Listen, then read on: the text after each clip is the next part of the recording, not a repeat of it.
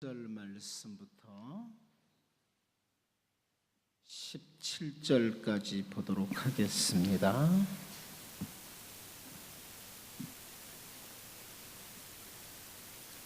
갈라디아서 5장 13절 말씀부터 17절까지 보겠습니다.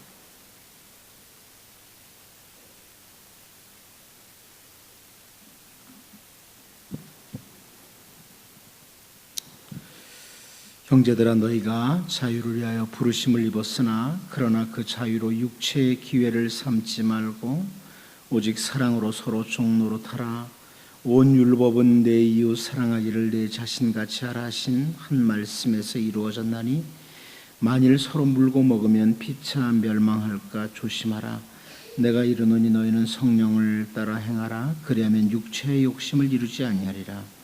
육체의 소욕은 성령을 거스르고 성령은 육체를 거스르나니 이 둘이 서로 대적함으로 너희가 원하는 것을 하지 못하게 하려 함이니라. 아멘.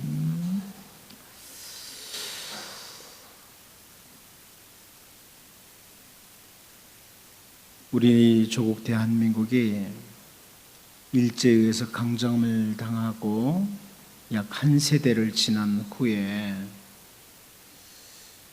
이제 8월 15일에 자유를 얻었습니다. 그래서 제가 오늘은 그리스도인의 자유라는 제목으로 말씀을 같이 나누고 우리가 기도하기를 원합니다. 1941년 1월 6일에 미국의 루즈벨트 대통령이 우리가 꿈꾸는 새로운 세계상에 대해서 말하면서 전쟁이 끝난 후에 우리가 실현해야 할 인간의 기본적인 네 가지 자유를 말했습니다. 여러분 잘 알다시피 네 가지 자유는 언론의 자유, 종교의 자유, 가난으로부터의 자유, 그리고 공포로부터의 자유, 이렇게 네 가지를 말했습니다. 그런데 그 루즈벨트의 말에 대해서 한 유명한 신학자가 이런 말을 했습니다. 루즈벨트는 가장 중요한 자유 하나를 지적하지 않았다. 그것은 죄로부터의 자유이다. 우리가 죄로부터 자유를 얻기까지는 다른 모든 자유는 근본적으로 그 의미를 지니지 못한다. 그렇습니다. 우리 주 예수님께서 우리에게 자유를 주셨습니다. 우리 주님이 주신 자유는 참된 자유입니다. 이 참된 자유는 우리가 주님 안에서만, 진리 안에서만 누릴 수가 있습니다. 세상은 자유를 추구하지만 진정한 자유를 얻을 수가 없습니다. 오직 예수 그리스도만이 우리 인간들에게 참된 자유를 주십니다. 오늘 우리는 그 주님이 주시는 참된 자유, 그리스도인의 참된 자유의 삶, 이것을 얻은 사람들로서, 그러면 그 참된 자유를 가진 사람들이 어떻게 살아야 되느냐, 어떻게 사는 것이 진짜 자유냐, 이 부분을 본문을 통해서 잠시 나누고 기도하려고 합니다. 첫 번째로 우리는 그리스도인의 자유가 어떤 거냐, 이것은 육체의 정욕이나 탐심을 위한 자유가 아니라는 것을 확인하게 됩니다. 오늘 본문을 통해서 그리스도인의 자유는 육체의 정욕이나 탐심을 목적으로 하는 자유가 아니다, 이것을 봐요. 13절 말씀을 보면요, 형제들아, 너희가 자유를 위하여 부르심을 입었으나 그러나 그 자유로 육체의 기회를 삼지 말고 오직 사랑으로 서로 종노릇하라, 이렇게 말씀하고 있습니다. 우리는 자유를 위하여 부르심을 입은 자들이라는 거예요. 우리는 자유를 위하여 부르심을 받은 자들이다. 그러나 그 자유를 우리가 육체의 기회로 삼아서는 안 된다, 이렇게 권면하고 있습니다. 하나님이 주신, 예수 그리스도로 말미암아 주신 그 자유를 가지고 육체의 기회를 삼지 않도록.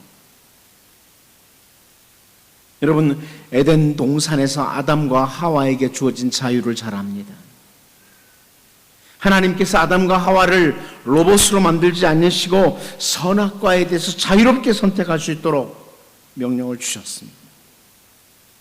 아담과 하와는 그 자유를 가지고 육체의 기회로 삼아서는 안 됐습니다. 그런데 자기들의 육체의 욕심을 위해서 자유를 사용했습니다. 솔로몬도 마찬가지입니다. 하나님께서 솔로몬에게 그 아버지 다윗에 이어서 왕의 자리를 허락해 주시고 특별한 지혜도 주셨고 부와 귀도 주셨습니다. 그리고 하나님 그 모든 것들을 자유롭게 사용하도록 허락해 주셨습니다. 그런데 솔로몬은 그 자유를 육체의 기회로 삼지 말아야 했습니다. 그런데 우리가 잘 알다시피 솔로몬은 그 자유를 모든 것들을 가지고 자기의 육체의 욕심을 위해서 사용하기도 했습니다. 여러분, 여기 나오는 기회를 삼지 말라, 기회를 삼지 말라, 이 표현은요, 구실이나 틈을 주지 말라, 이런 말씀이에요. 구실이나 틈을 주지 말아라. 사탄은 어떻게 하든지 하나님께서 우리에게 주신 참 소중한 것들, 그것을 잘못 사용하도록 자꾸 유혹을 한다는 거죠. 여러분, 하나님께서 우리에게 주신 참 귀한 것들이 너무나 많은데 그것을 잘못 사용하도록 유혹을 하는 게 사탄이에요. 우리 육신의 생각은 우리로 하여금 자꾸 자유가 아닌 방종으로 가도록 우리를 끌고 가려고 합니다. 그러므로 하나님께서 우리에게 허락하신 이 참된 자유, 이 자유를 사탄이 노리는 기회로 내주지 않도록 해야 된다. 솔로몬이 나라의 안정을 찾기 위해서 이방 여러 나라 왕들의 딸들과 정략적으로 결혼을 합니다. 그래서 많은 나라에서 아내를 얻습니다. 그러나 그것이 자기에게 주어진 그 자유에 대해서 구실을 내주는 거죠. 잘못된 길로 죄에 대한 기회를 내주므로 결국 나라가 우상을 섬기는 나라로 변하고 맙니다. 여러분, 하나님께서 우리에게 주신 자유, 이 진짜 자유입니다. 이 자유를 가지고 육체의 기회로 내주지 않도록. 하나님, 이 8월에는 우리 조국에 자유를 주신 그런 달이기도 합니다. 그런데 우리에게는 예수 그리스도로 말미암아 참된 자유, 죄로부터 자유, 이 땅에서 정말 바로 살 수 있는 삶을 허락해 주셨는데 그 주신 자유를 육체의 기회로 잘못 사용하지 않도록 도와주시라고 온 가족들을 위해서 기도하시면서 한 달을 살 수 있기를 바랍니다. 두 번째로 우리는 우리의 자유에 대해서 이웃을 섬기는 자유라는 것을 보게 됩니다. 오늘 본문 13절 하반부를 보면 오직 사랑으로 서로 종노릇하라 이렇게 말씀합니다. 오직 사랑으로 서로 종노릇하라. 바울 사도가 강조하는 겁니다. 우리 그리스도인들에게 주어진 자유는, 그리스도 안에서 주어진 자유는 단순히 자기 만족만을 추구하는 이기적인 자유가 아니라는 거예요. 그리스도인의 자유는 그 자유를 가지고 이웃을 착취하고 이웃을 해치는 자유가 아니라는 겁니다. 오히려 이웃을 섬기고 봉사하고 돕는 이웃에게 종노릇하는 자유다. 이웃을 섬기는 자유다. 하나님, 우리 주님께서 이 땅에 오셔서 나를 위해서 섬겨주셨고 특별히 십자가에서 나를 대신해서 죽으시는 섬기심을 함으로 제가 자유를 얻었습니다. 제가 이 자유를 받은 자로서 특별히 이웃을 섬기는 자유로 삼게 하여 주옵소서. 기도해야 될 부분입니다. 사실 우리 조국도 우리의 힘으로 해방이 된 건 아닙니다. 자유를 얻은 게 아닙니다. 우리가 죄 가운데서 자유를 얻은 것도 우리의 힘으로 된 것 아닙니다. 우리는 철저하게 은혜를 입은 자들입니다. 그러므로 우리에게 주어진 자유로 나는